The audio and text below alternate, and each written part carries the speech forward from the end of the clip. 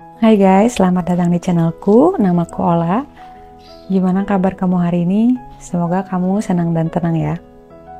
Hari ini aku akan membahas sesuatu yang mungkin masih relevan dengan video-videoku sebelumnya. Yang belum nonton, jangan lupa nonton ya. Hal yang akan aku bahas hari ini yaitu mengenai komunikasi. Komunikasi adalah inti dari semua hubungan, termasuk hubungan kita dengan diri kita sendiri. Namun seringkali komunikasi ini justru terabaikan.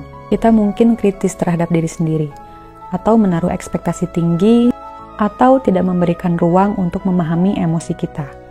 Jika komunikasi dengan diri sendiri saja terganggu, bagaimana kita bisa berkomunikasi dengan baik kepada orang lain? Hari ini mari kita membahas bagaimana memperbaiki komunikasi dengan sendiri dan juga orang lain sebagai bagian dari perjalanan self-development, serta langkah-langkah praktis untuk meningkatkan kualitas komunikasi dan memperkuat value diri. Dr. Kristin Neff, seorang profesor psikologi, memperkenalkan konsep self-compassion atau kasih sayang terhadap diri sendiri. Dalam penelitiannya, Neff menjelaskan bahwa seringkali manusia terlalu keras pada dirinya sendiri. Kita bahkan sering berbicara kepada diri sendiri dengan kata-kata yang mungkin kita sendiri nggak akan mengucapkan itu kepada orang lain. Hal ini tidak hanya merusak kepercayaan diri, tetapi menghambat juga pertumbuhan pribadi. Kunci komunikasi yang sehat dengan diri sendiri adalah yang pertama, self-awareness atau kesadaran diri. Sadari setiap emosi, pikiran, dan reaksi yang muncul dalam diri. Tanyakan pada diri sendiri, apa yang sebenarnya aku rasakan? Atau, kenapa aku berpikir seperti itu? Yang kedua, self-compassion. Perlakukan diri sendiri seperti kamu ingin diperlakukan baik oleh orang lain, atau ketika kamu memperlakukan orang lain atau teman yang memang sedang berjuang. Yang ketiga, positive self-talk atau berbicara yang baik. Coba ganti kritik-kritik internal seperti, aku gagal lagi, menjadi aku sedang belajar dan itu wajar.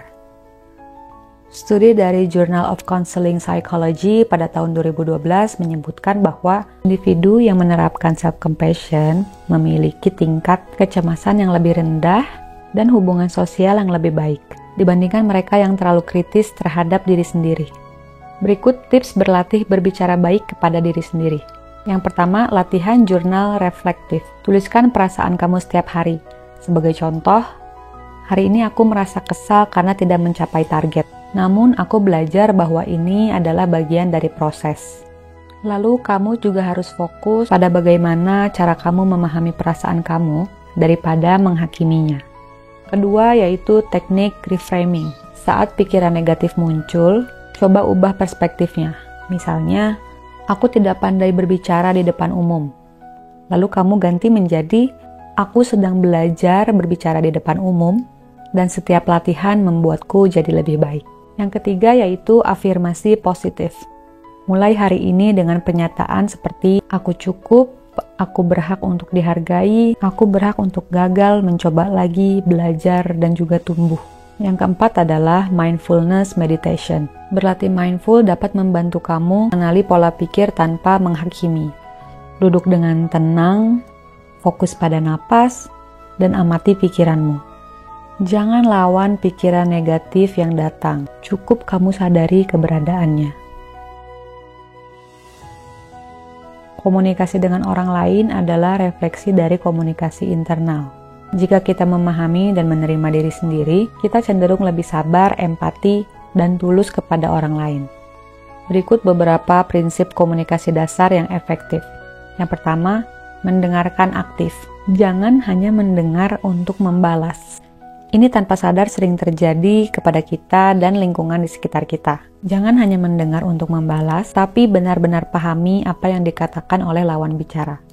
Ajukan pertanyaan seperti, apa yang kamu maksud dengan hal itu? Atau apa yang kamu maksud dengan yang kamu bicarakan? Atau bisakah kamu menceritakan lebih lanjut? Yang kedua, gunakan I statement. Hindari menyalahkan. Misalnya pesan kita tidak dibalas, kita nggak perlu mengucapkan kata-kata seperti, kamu udah nggak peduli sama aku. Ganti kata-kata dengan, Aku merasa tidak dihargai ketika pesanku tidak dibalas. Yang ketiga, jaga nada bicara dan juga bahasa tubuh. Komunikasi nonverbal seringkali lebih berpengaruh daripada kata-kata. Pastikan nada bicara dan ekspresi wajah kamu mencerminkan niat baik. Untuk sebagian orang mungkin hal ini sulit. That's why, di sini ayo kita belajar sama-sama. Yang keempat yaitu berempati. Latihan untuk menempatkan diri di posisi orang lain. Tanyakan kepada lawan bicaramu, bagaimana perasaanmu tentang hal ini. Lalu ada beberapa latihan praktis yang bisa kamu coba juga. Yang pertama, mirror exercise, atau latihan di depan cermin. Berlatih bicara kepada diri sendiri di depan cermin untuk latihan membangun kepercayaan diri dan memperhatikan ekspresi wajah pada saat kita berbicara. Yang kedua, jurnal untuk orang lain. Jika kamu merasa sulit mengungkapkan sesuatu, tuliskan terlebih dahulu. Ini membantu kamu menyusun pikiran sebelum kamu bicara. Dan yang ketiga adalah role playing. Latihan berbicara dengan teman atau mentor yang kamu percaya, bayangkan skenario tertentu dan minta pendapat dari mereka. Memperbaiki komunikasi dengan diri sendiri dan orang lain adalah perjalanan yang panjang. Tetapi percaya deh, hasilnya sangat sepadan. Dengan berlatih berbicara baik kepada diri sendiri, kita menciptakan ruang untuk menerima dan mencintai diri dengan apa adanya. Dan dengan berlatih komunikasi dengan orang lain, kita berlatih membangun hubungan yang baik, yang bermakna dan memperkuat value diri kita. Ingat ya, semua dimulai dengan satu langkah kecil. Hari ini mulailah dengan satu kalimat baik kepada diri kamu sendiri. Dan lihat bagaimana hal itu akan membawa dampak besar pada hidup kamu. Kalau kamu punya pendapat lain, kamu boleh komentar di bawah. Terima kasih yang sudah menonton. Jangan lupa like, komen, dan subscribe. Juga nyalakan lonceng untuk tahu video-videoku selanjutnya. Bye-bye.